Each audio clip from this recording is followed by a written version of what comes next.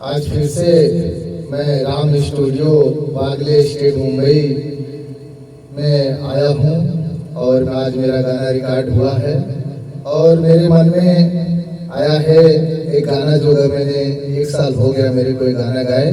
तो यूट्यूब पे आप लोगों को मिलेगा ये गाना, आशी म्यूजिक हिट्स पे गाना है और मैं आप लोग को सुनाता हूँ। भैया करा जानी घर के बंटवारा हो,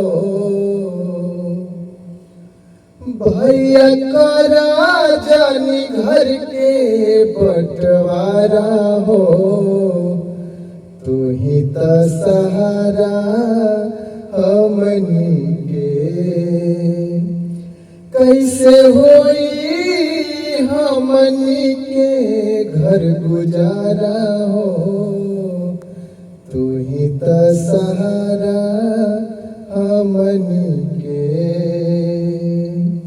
बाबूजी तो रह लेना, तू ही बाप के फर्ज निभवला, अंगूरी धरा के चलल ये भैया तू ही तो सीखवला।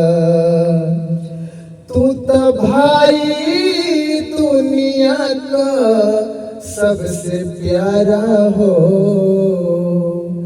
तू तो भाई दुनिया का सबसे प्यारा हो, तू ही तो सहारा हमनी के। Thank you.